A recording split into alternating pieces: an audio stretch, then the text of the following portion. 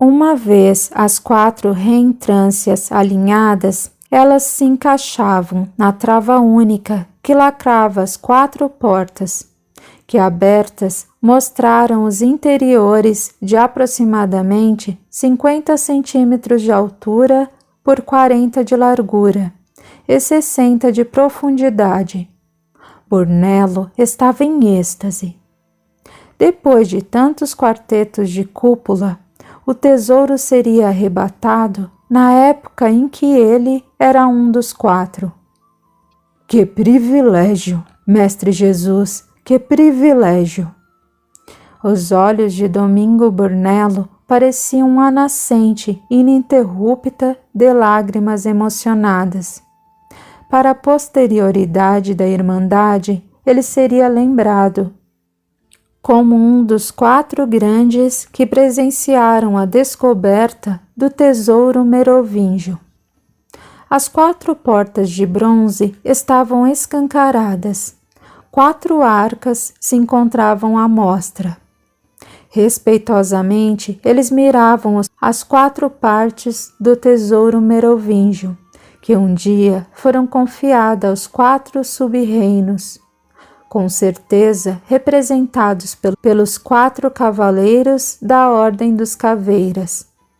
Lance aproximou-se do nicho de número 1 e, com a ajuda dos outros, retirou de lá a pesada arca dourada, trancada à chave.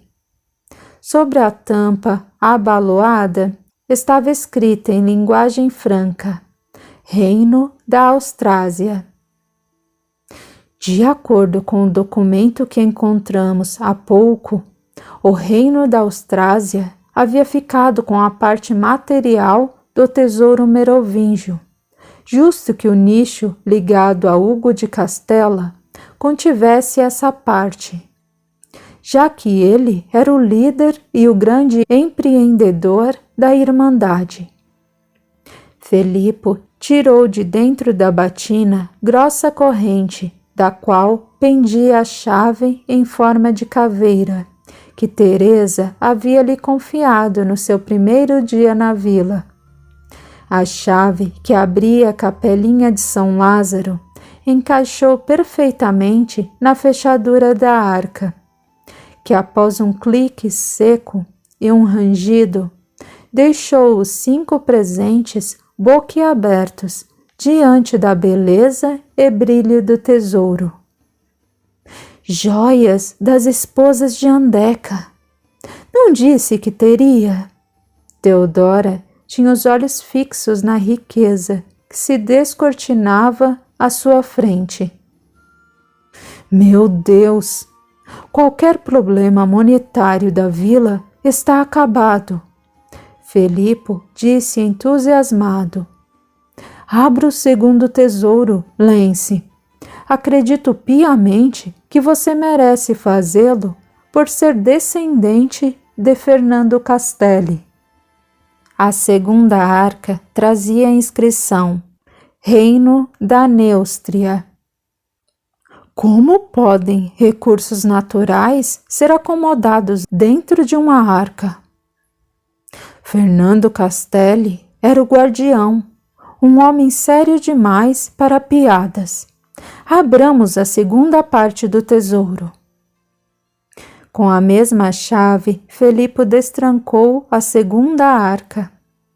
Tratava-se de várias telas pintadas em pele de cordeiro, paisagens paradisíacas de um lado e um mapa no verso.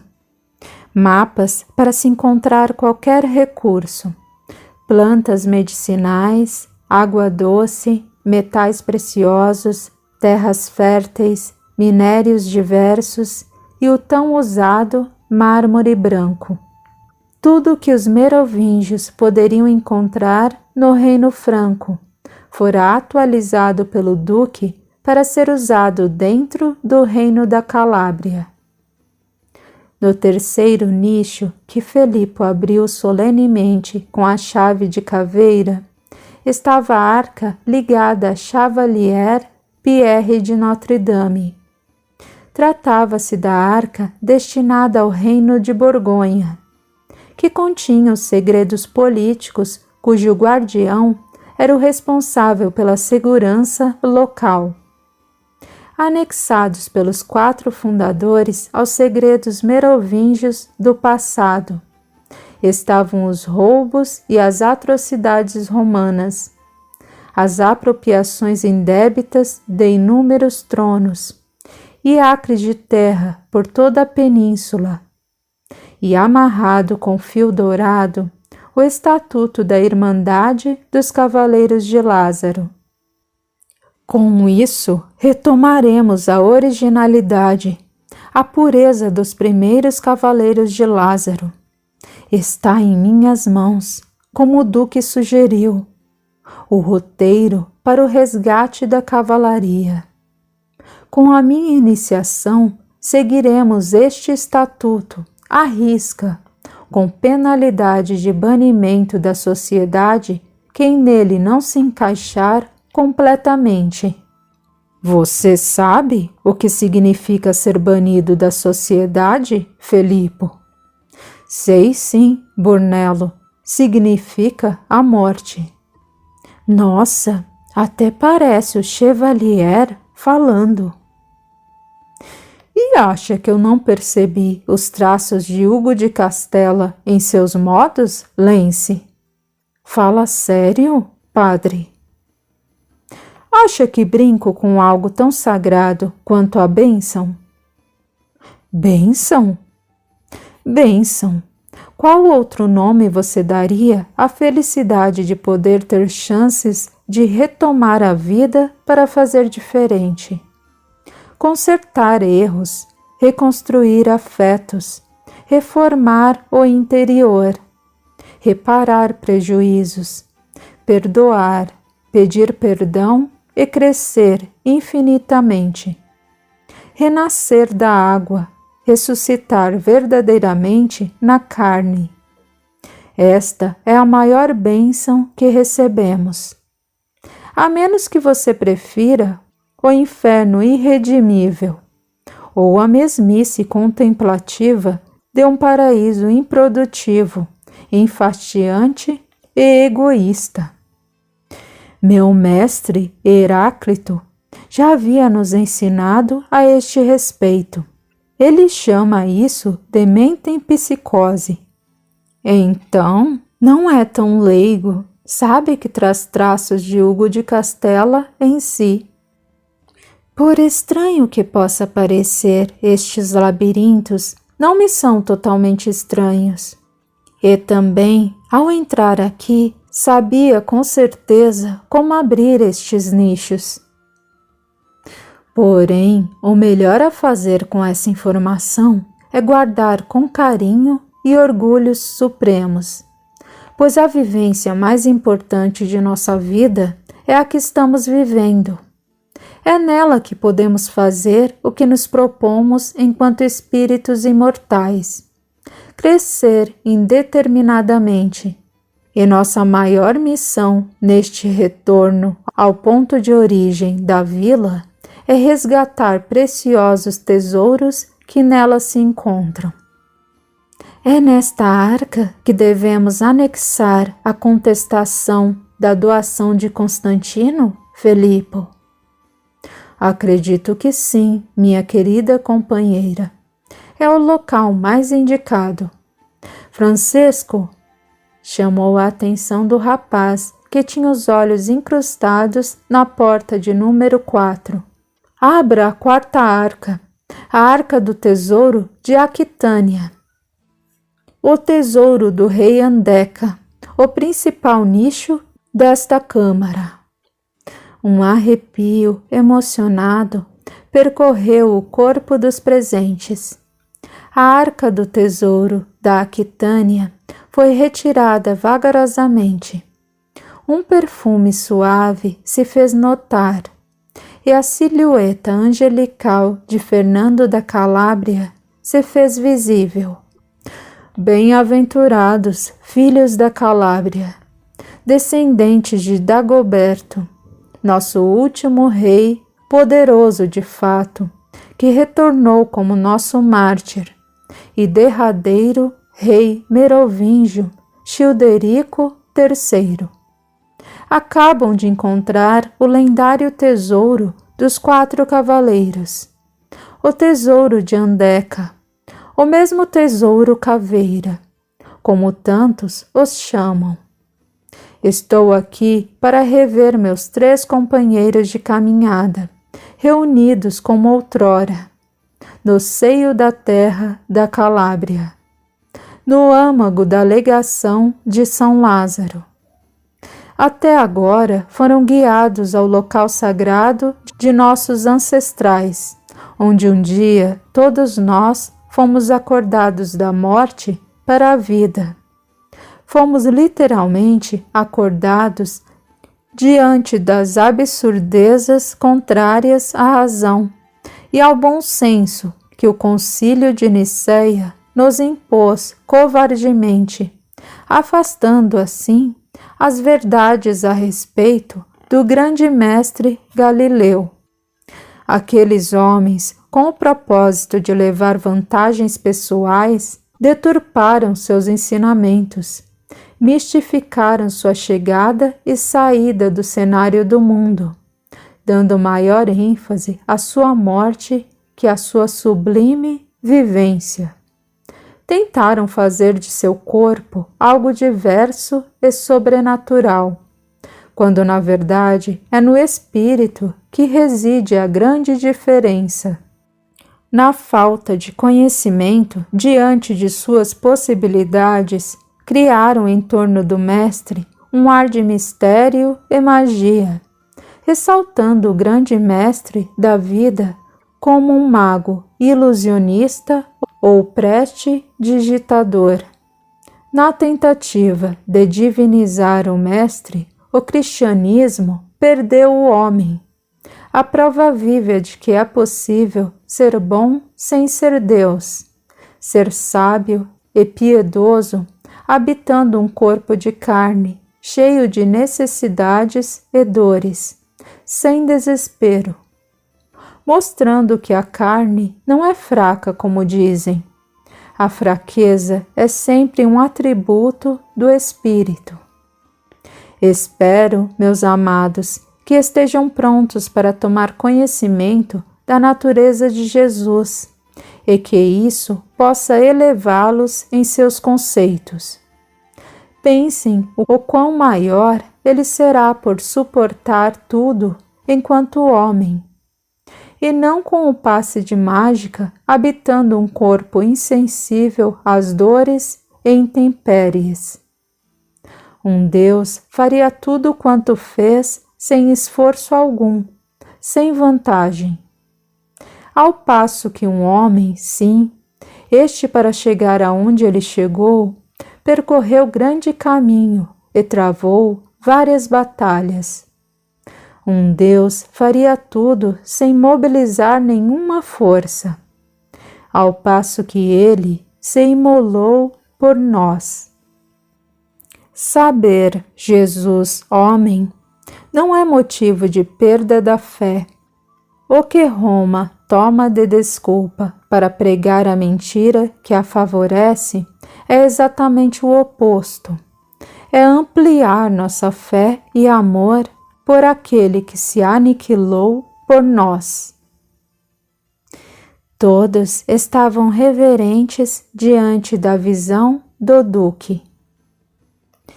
Observação: a combinação de fluidos ambientais mais os fluidos animalizados dos médiuns presentes e os fluidos próprios do espírito resultam em uma matéria conhecida no meio espírita como ectoplasma, que torna possível a visão do espírito mesmo para aqueles que não possuem clarividência.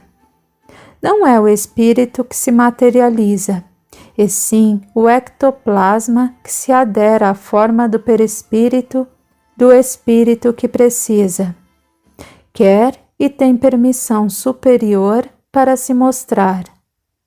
O ectoplasma sofre muito a influência da luz do dia e da luz branca.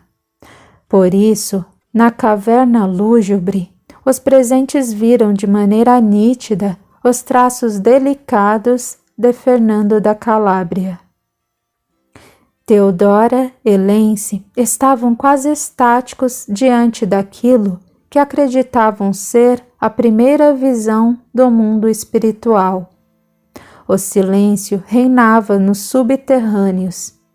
Ninguém ousava quebrar a magia deixada com a manifestação do Duque da Calábria. Vários minutos depois, Felipe se dirigiu a Brunello. Você, Brunello, sendo a maior autoridade caveira, instrua-nos quanto aos tesouros. Brunello respirou ruidosamente. Bem, a ordem da sociedade para quando isso acontecesse era que as partes dos reinos da Austrásia e da Neustria fossem usadas para o crescimento comum. A parte da Borgonha deveria ser usada na administração dos bens legados ao vilarejo e como defesa contra Roma. Estes segredos deverão ser novamente guardados para eventual uso. Quanto à parte destinada à Aquitânia, essa deve ser ensinada para que não se perca, contudo, usando de muita parcimônia para não colocar em risco a integridade física de nada nem de ninguém. Os ensinamentos contidos neste tesouro serão além de nosso catecismo, nossa garantia contra Roma, mas é imprescindível que não os apliquemos fora de nossos domínios, para evitar confrontos desnecessários, mesmo porque a maioria não está pronta para fazer o caminho sugerido pelo Duque no Pentáculo. Morrer para Roma e ressurgir para a verdade. Dias virão em que estas verdades serão ensinadas livremente, aceitas universalmente. Mas este dia ainda está muito distante, amigos. Façamos exatamente como nos sugeriu os sábios ancestrais. Devolvamos os tesouros para os seus nichos. Agora sabemos onde se encontram, e quando precisarmos é só buscar. Brunello, acha que vou devolver o tesouro do rei Andeca sem ler? O membro caveira empalideceu. Quando me dirigi a você como maior autoridade caveira, eu nunca imaginei que iria sugerir que simplesmente guardássemos o tesouro. Como pode, depois de tanto tempo procurando por ele, continuar sem saber do que se trata? E como vamos ensinar algo que não sabemos? Concordo em guardar o ouro e os mapas no lugar de origem, mas quanto aos ensinamentos acerca do homem Jesus, este, queira você ou não, estarei levando para casa, e só devolverei quando me inteirar de tudo quanto foi deturpado no concílio de Niceia. Como disse, padre, eu sou a maior autoridade caveira aqui.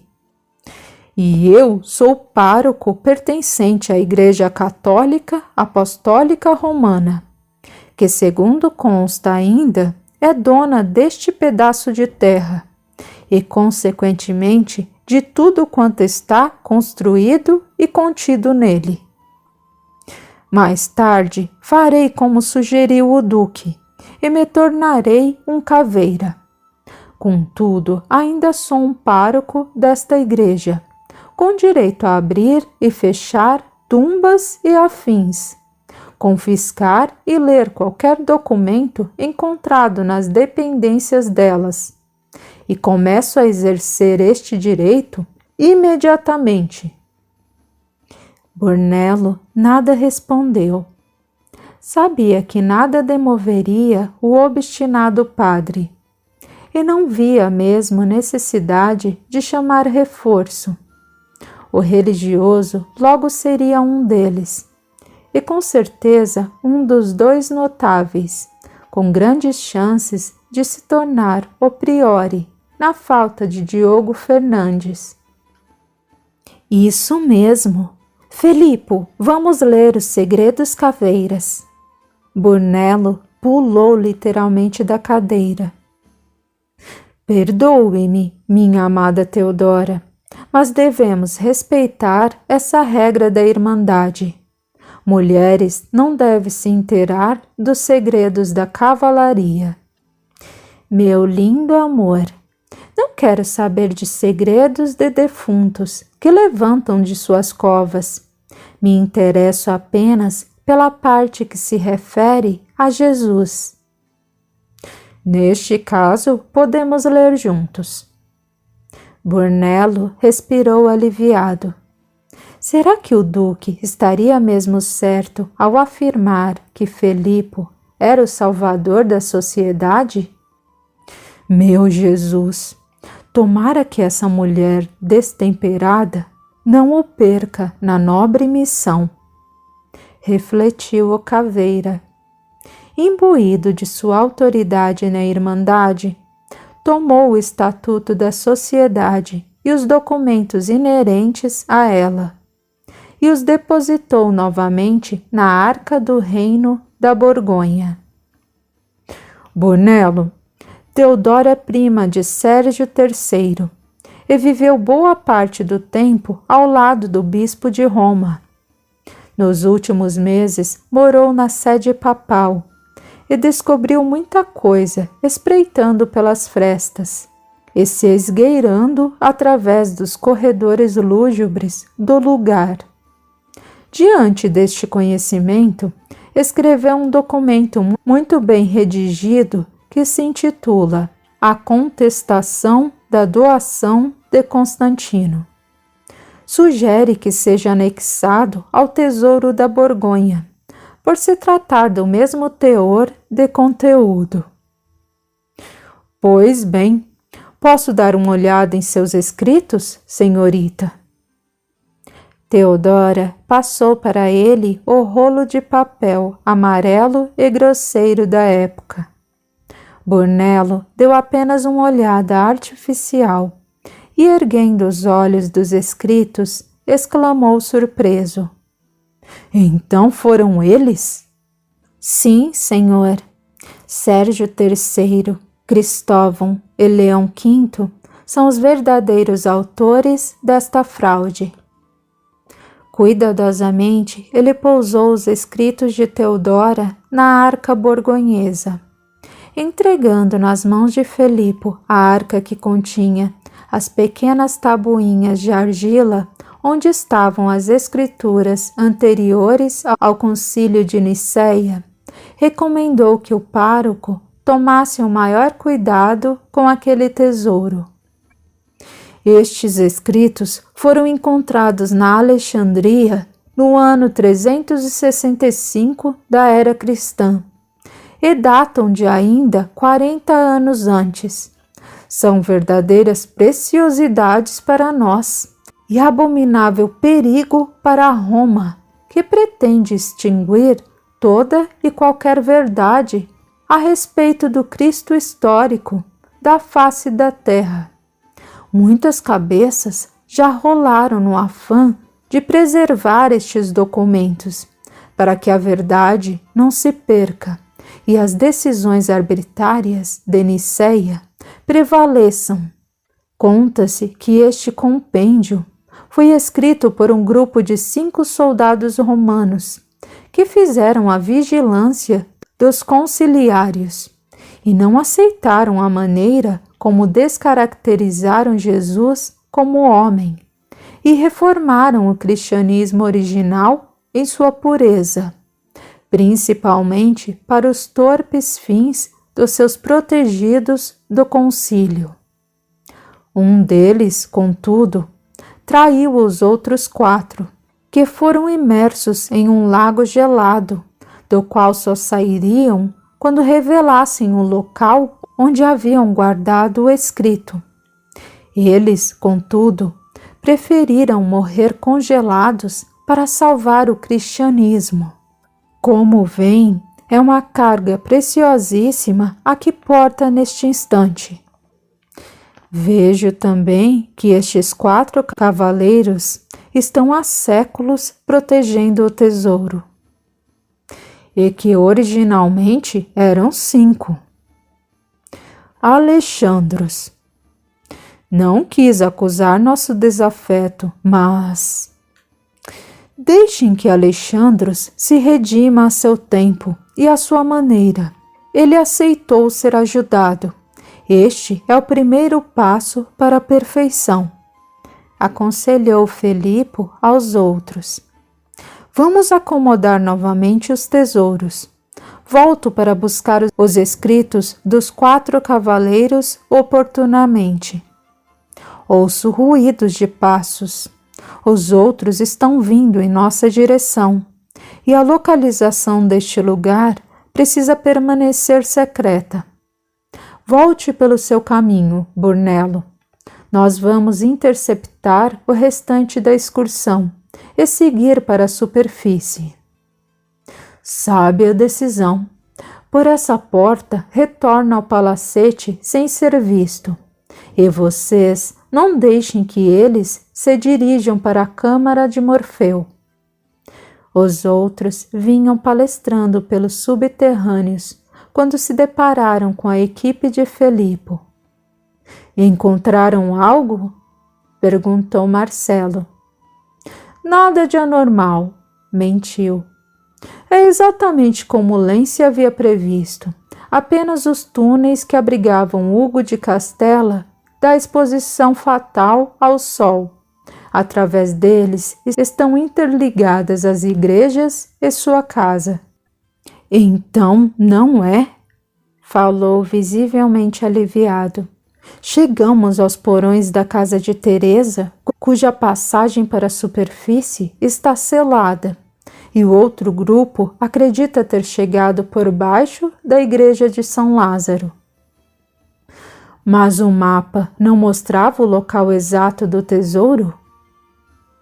Ah, estes nós encontramos sim.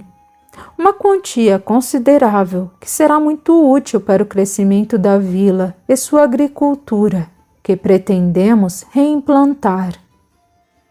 Onde está? Continua escondido e devemos manter este segredo. Ou pretendem que marginais e saqueadores venham para levar nosso tesouro? Claro que não! Todos concordaram com Felipe e seguiram para a grande cova da oliveira, que foi cuidadosamente plantada no local. Como pretende voltar até a câmara de Morfeu, Felipe, meu lindo amado? Teodora cochichou em seu ouvido, enquanto observavam o replantio. Acha que mandaria lacrar isso e deixar a passagem apenas para Brunello? Respondeu, também sussurrando. Observei a parede que se opõe à cripta o suficiente para saber abrir a selada passagem, onde lágrimas de cristal fecundam o portal obscuro, do qual, a seu tempo, o cerne deverá ser arrebatado. Hoje mesmo, minha querida Teodora, voltaremos até lá para arrebatar o cerne. Os olhos da prima de Sérgio III brilharam diante da possibilidade. Não fiquem desapontados, amigos. Mesmo não encontrando o tesouro caveira, vocês resgataram o menino Geron. Claro, Teresa. O que é uma vida senão um verdadeiro tesouro? Pois então, o menino se encontra agora ao lado da mãe que fraturou a perna. Estive lá agora mesmo. Fui levar uma canja para a doente. E Guilhermo, sabe onde se encontra? Acredito que está na igreja, cuidando do trabalho de reparação. Vou ter com ele. Voltou-se em direção à companheira, notando que palestrava animadamente com Josefina. Apenas acenou a destra e seguiu para a igreja. Guilhermo realmente cuidava do trabalho ao lado de seus auxiliares. O coro e a sacada externa já mostravam os traços fortes da restauração, e a escada cheirava a madeira nova.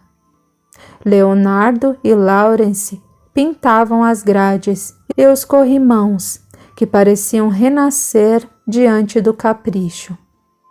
O padre chamou o artesão pelo nome, e este se virou sem responder. Tinha alguns cravos presos entre os lábios. Precisamos conversar. Só então ele largou o martelo e tirou os cravos da boca. Aconteceu algo? Há muito tempo, uns 8 anos, mais ou menos. Foi maior que minha força. Eu estava pronto para me casar com Liana. Não foi por nossa vontade que a coisa caminhou para este lado. Senti uma culpa gigantesca e dizia a mim mesmo que não cometeria novamente o mesmo erro. Mas, padre, eu não conseguia cumprir. O senhor me entende? Sim, ele entendia bem aquele sentimento que o assolava sempre que Theodora saía de perto de si, levando seus votos estraçalhados e deixando a culpa corrosiva em seu coração. Entendia igualmente o sentimento diverso que o assolava quando ela chegava no silêncio da madrugada e o envolvia em seus braços cetíneos de tato suavíssimo e perfumado como a primavera de Ravenna.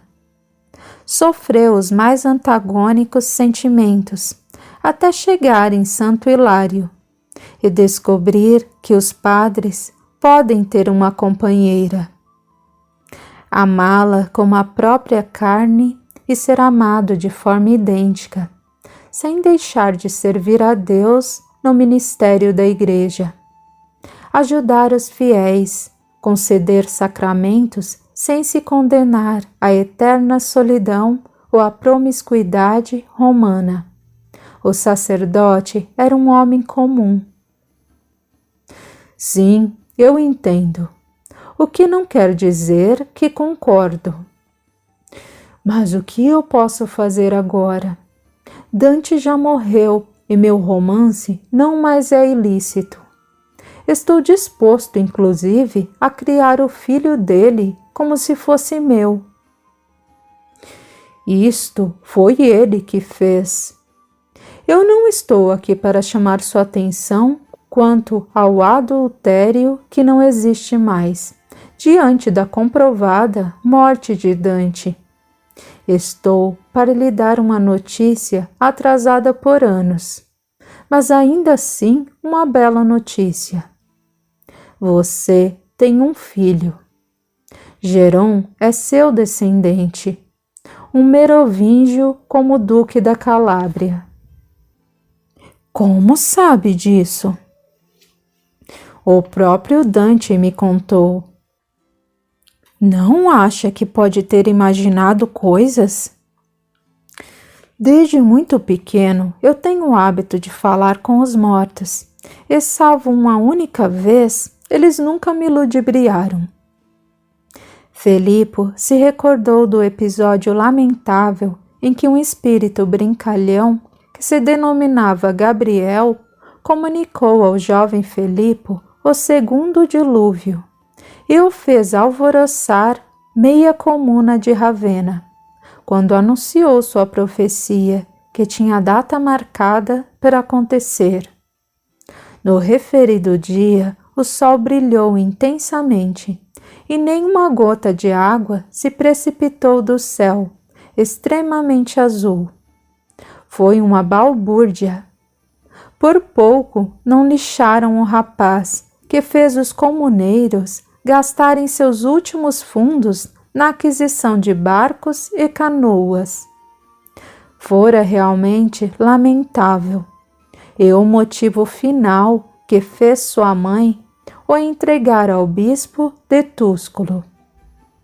Desta forma começou sua via crucis, mas conhecera Teodora.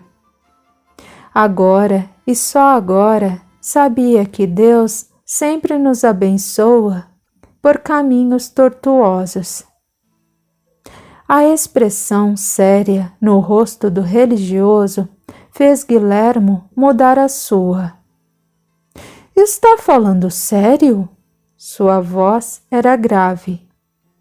Pareço brincar.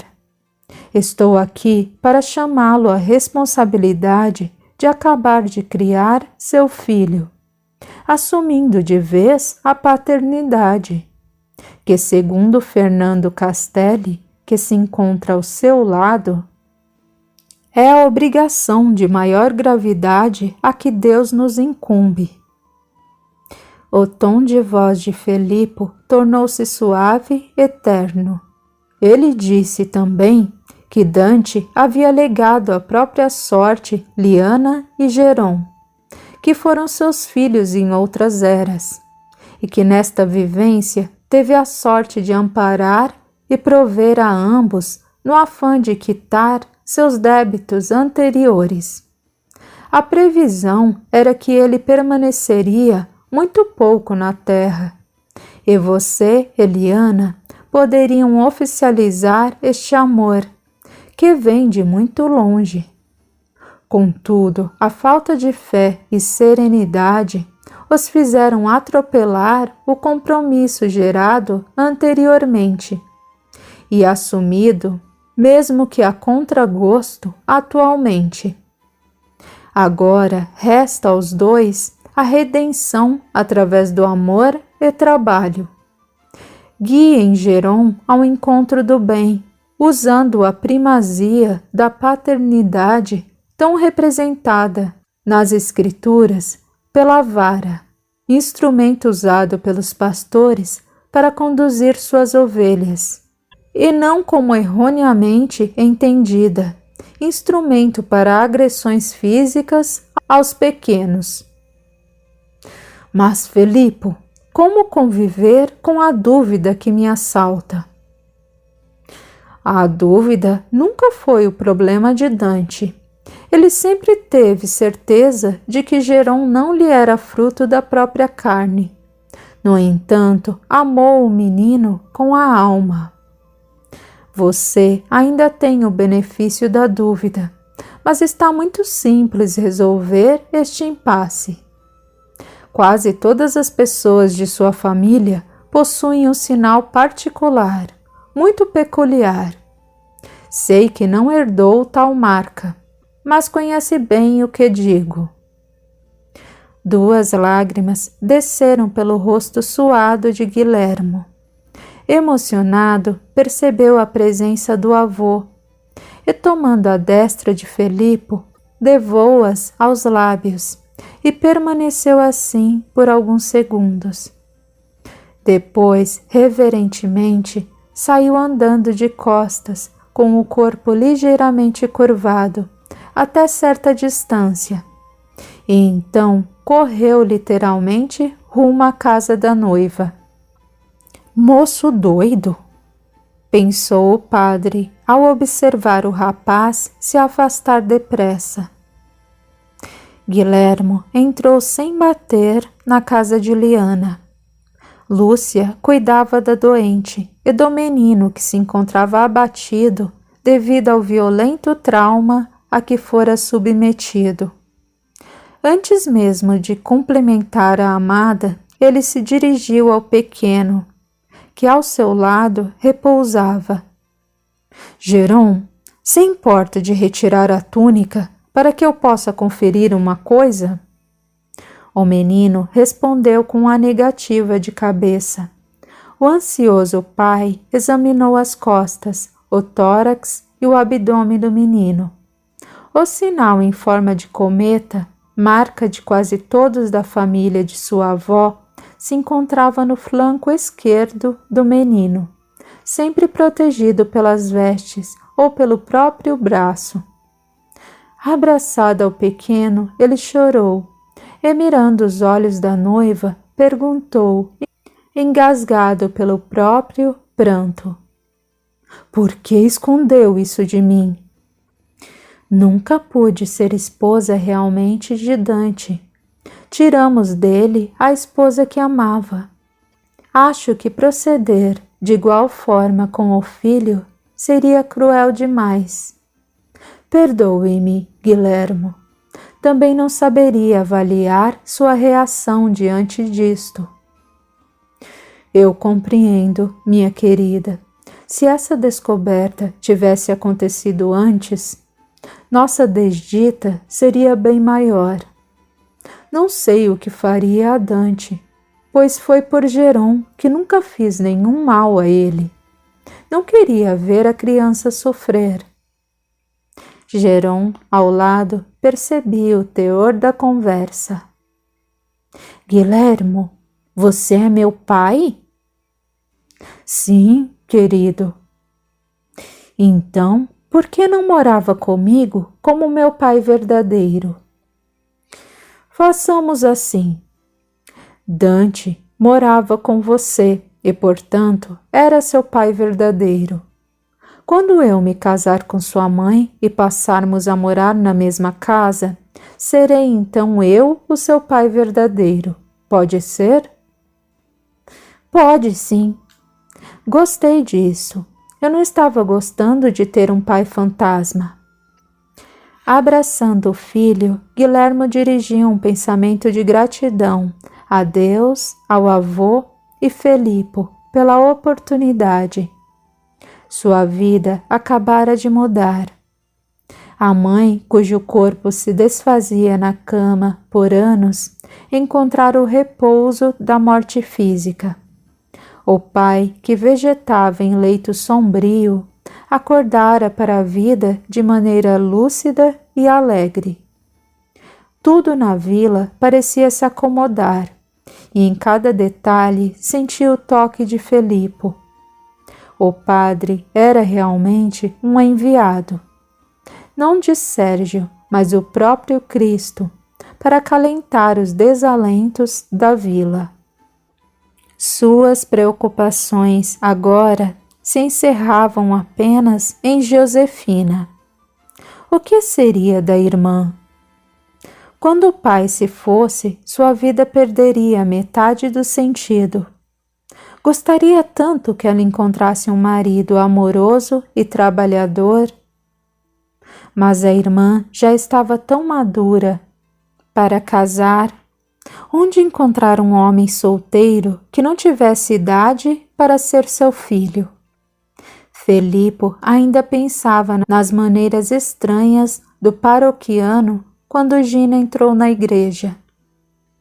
Tinha o rosto pálido, afogueado pelo sol, e gotículas de suor escorrendo pelas frontes. Os olhos brilhavam de maneira diferente, parecia feliz. Sem palavras, o padre deu a ela pequeno retalho branco, com que a jovem senhora se secou. E respirando fundo, começou a narrar o passeio daquela manhã. Realmente, padre, o nome sereno não poderia ser melhor para este fenômeno da natureza. Na serenidade da madrugada, quando o mundo repousa, ele paira sobre tudo de maneira suave e benfazeja. Sem alarde, sem ruído suficiente para nada despertar, apenas embala o sono de tudo que se move, e que seria sagrado apenas por este motivo. Contudo, as coisas se movem, se tocam, se acariciam pela carícia do vento, perfumado pelo sereno. As aves noturnas cheiram a frutas frescas, e nem mesmo seus dejetos, que não cheiram tão bem, são insignificantes, pois transportam sementes promovendo a procriação das árvores. Percebi que o abençoado vapor em contato com a vegetação, se converte em gotículas, e estas formam a superfície bolhosa, onde o reflexo de estrelas e vagalumes disputam espaço para se projetar, e o cheiro derivado do mato úmido é tão fresco e agradável que chega a limpar o nariz, a garganta e até parte de dentro do corpo. Eu aspirei sofregamente e agradeci sinceramente a Deus este privilégio. De repente, setas de luz e calor começaram a ser disparadas de dentro da terra, e as bolhas assumiram cores diversas, como se os operários do céu estivessem enlouquecidos e resolvessem derramar sobre os mortais toda a reserva de luz que possuíssem. O sol despontava de maneira lenta e magnífica, seu caminhar quase imperceptível, mas majestoso como um rei que é.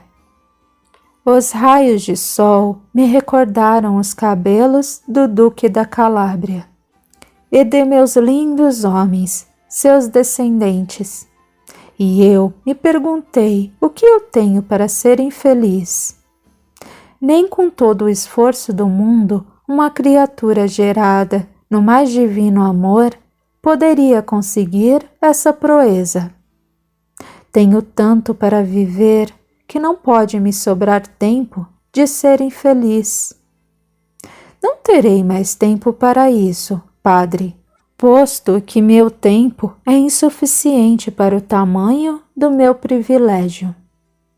E se tudo isso não fosse o suficiente para fazer de nós os seres mais felizes, Deus ainda nos envia pessoas como o Senhor, Padre, com o dom de nos recordar a que viemos aqui. Nós viemos para ser felizes. Eu não sei onde está o nosso merecimento, mas a verdade é que receber um sacerdote com este dom de ajudar, ainda que ele beije escandalosamente uma mulher em público, é a maior graça do ser humano. Sem sua ajuda, eu ainda estaria jogada pelos cantos, cheirando a fossa e perdendo minha família. Não tenho palavras, Padre Felipo. Eu preciso vê-lo, ouvi-lo, tocá-lo e sentir seu cheiro. Abraçou o padre com ternura e gratidão inenarráveis. Permaneceram abraçados por um longo tempo. Então ele enfiou a mão no bolso e retirou 2 lindas peras amarelas e rosadas, e entregando uma a ela, pediu que o imitasse. Colocou a fruta em frente aos olhos e observou por um tempo razoável. Olhou o lado amarelo e o avermelhado com atenção. O cabo e a folha verde pendente formavam um lindo contraste com o vermelho. Em seguida, ele acariciou o corpo delicado e liso da fruta. Depois, a folha áspera e o pequeno e delgado caule. Encostando a pera no nariz, aspirou forte, e o aroma adocicado penetrou em seu nariz, despertando o desejo incontrolável de comer a iguaria. Ambos salivaram. Finalmente, ele mordeu a pera e, fechando os olhos, sentiu o sabor nobre da fruta. A vida é exatamente assim, Gina. Devemos olhar para conhecer, tocar para nos sentirmos seguros, cheirar para despertar o desejo, e só então estaremos prontos, como uma boca que saliva, para degustar este presente divino em todas as suas nuances. Nunca deixe de passar pelos estágios anteriores, ou a salivação se escasseia e a vida deixa de ser degustável. Alguém falou em degustar? Estou morrendo de fome. Acho que todos nós, Theodora. Onde estão os soldados que a trouxeram? Devem igualmente estar famintos. Estavam a repousar sob uma árvore. Acha que já devemos acordá-los para comer? Bem, se Teresa já estiver com o almoço pronto, acredito que sim. Todos estamos tendo uma longa manhã e os estômagos não possuem ampulhetas. Gina beijou a destra de Felipo e em seguida sua testa, e se despedindo de Theodora, deixou a igreja. O que conversava tão animadamente com Josefina, Theodora? Pareciam velhas amigas. E o que essa mulher fazia tão animadamente em sua companhia? Que pareciam velhos, pensou por um tempo, e Felipo atalhou seu raciocínio. Somos velhos, novos amigos, e se isso puder interessar, Gina é casada e bem casada com Fernando Castelli. Aquele com cara de anjo perdido na terra? Os lábios de Felipo se contorceram de maneira cômica. O despeito pela evidente beleza física do neto do duque era visível em seu rosto. É, disse afinal, aquele lindo e irresistível homem. Está enciumado, Felipo? Pois saiba que nem o próprio duque consegue ser mais lindo que você, meu lindo amor. Está me deixando encabulado. E, na verdade, é você quem sente ciúme de Gina. E sinto mesmo, disse naturalmente. Agradeço todos os dias você não ser um anjo caído na terra, entre aspas. A propósito, eu estava estudando com Josefina a possibilidade de fabricar um boneco de neve em pleno verão. Está planejando arranjar um marido para ela? Onde? Repousando debaixo de uma árvore, disse em tom entre animado e brincalhão. Ciro, um soldado que enviuvou muito cedo, devido às perversidades de meu primo. Uma história que lhe contarei oportunamente. Acredito que ambos se farão muito bem. Como você fará isso? Da única maneira que existe de fazer as coisas, procurando ser simples, verdadeira e objetiva. Boa sorte! Em breve celebrarei o casamento do irmão dela e das filhas de Teresa com os filhos de Marcelo.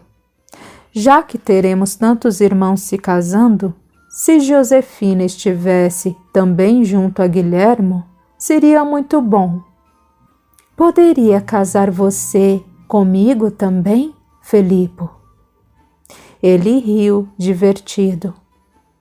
Eu mesmo me casando? Que hilário! De repente, ele se tornou sério. Está certa de que quer se casar comigo, Theodora? O que acha que eu vim fazer aqui, se não para estar com você por toda a minha vida? Felipo, embora não seja um caveira, afirmo que morri para Roma para renascer para você, meu lindo amor. Abraçou ternamente o amado e fechou os olhos, inspirando profundamente. Nada mais existia, além das fronteiras de Santo Hilário. E mesmo que existisse, a ela nada mais interessava. Minha amada companheira, você sim é linda de se olhar. Não preciso de nenhum ritual para me unir a você, pois já nasci ligado a ti. Contudo, se seu desejo é se casar comigo, eu farei a minha própria cerimônia de casamento, me sentindo ilimitadamente feliz. Amo você, Felipe, de maneira ilimitada. Sua partida de Roma me fez ver o quanto você é essencial. Prometi a mim mesma que quando o encontrasse, se o encontrasse, eu nunca mais omitiria a grandeza desse sentimento que nutro por você. O mesmo pensava eu, distante de ti. Por isso também quero lhe dizer que amo você de forma incomparável, desmedida e doce, e que ao simples pensamento de não mais vê-la, eu desejava a morte, para, livre do meu corpo pesado, transpor a distância que nos separava amargamente. Nunca imaginei ouvir isso de você. Bem-aventurado aquele que primeiro quebrou os votos em Santo Hilário, criando aqui uma tradição de padres com esposas e filhos. Por isso, digo que Deus faz tudo de maneira correta, mesmo que a nós pareça disparatado. A transferência para cá nunca nos separou, apenas cuidou para que ficássemos juntos. E meu primo querendo lhe fazer mal. Ninguém pode fazer a outro um mal que ele não mereça. Deus cuida da justiça plena. Sérgio não pode nos atingir. Estamos agindo no bem. Somos mais úteis à grande obra vivos do que mortos. Então, vamos fazer o bem, meu lindo amor. Vou tratar de casar Josefina. Coitada, já está bem velha e sozinha. Com licença, vou acordar meus amigos para o almoço. Felipe sorriu terno ao observar a companheira deixando a nave, cheia de entusiasmo. Teresa ainda cozinhava para os visitantes, quando viu Theodora passando em direção à floresta. Vai buscar seus soldados para comer, dona Theodora? Theodora respondeu afirmativamente e emendou que eles não eram seus soldados, e sim de seu pai, tendo 4 deles, inclusive, já retornado a Roma. Apenas 2 se encontravam entre eles. Muito dada a conversação, Theodora ainda disse que tentaria fazer com que Ciro, o mais velho, não partisse ao entardecer e fixasse morada na vila, pois se tratava de bom e fiel soldado. Minha filha, Maria, ouviu o teor de sua conversa com Josefina e me contou o que as 2 planejaram para o soldado mais velho. Diante do silêncio interrogativo da prima do Papa, Teresa continuou. Minha caçula estava prometida para o filho de Marcelo, o garoto Lense, mas o padre Felipe me aconselhou a não permitir a união por motivos plausíveis. Ela, desde então, está solteira e preocupada com a falta de pretendentes na vila, entende? As moças têm medo de ficar velhas e sozinhas, feito Josefina. Bem, então nós pensamos na possibilidade da senhora? Bem, pensamos que talvez a senhora pudesse conseguir. Sabe, quem sabe existiria a possibilidade de... Bem, a senhora entende? Não, a senhora falou e não disse nada. Não lhe parece providencial que apareça um soldado maduro e um jovem mancebo em uma vila onde temos uma solteirona e uma moça em idade casadoira? Sua filha se interessou por Bruno? Sim, mas isso é maravilhoso. Vamos tentar de tudo para compromissar estes 4. A voz de Theodora era a tradução mais fiel da euforia e expectativa. Correu trilha acima, onde os militares ainda dormiam, cansados depois de noites insone. Os fiéis soldados de Theodora Maior apenas cerraram os olhos quando a jovem já se encontrava nos braços do Padreco, dentro de Santo Hilário. Ciro mostrou-se meio arredio com a proposta de Theodora. Não se lembrava do rosto da suposta noiva. Já Bruno disse que nem se importava com qual das filhas de Teresa se casaria. Em sua opinião, todas eram belas e prendadas, e que viver ali seria o paraíso, longe de guerras e contendas romanas. Ficou combinado então que a noiva de Ciro seria aquela que Theodora tomasse os cabelos e trançasse em uma única trança. Bruno já nem fez essa questão. Iria perguntar pessoalmente à sogra quem era sua prometida. Theodora gargalhou diante da resolução do amigo de viagem. E assim combinados, os 3 desceram para a vila, pois o almoço já se fazia sentir no ar. Felipo e seus visitantes ocuparam a sala de Teresa, que chegou sorridente, trazendo 2 esquilos assados, presos em um gancho de metal.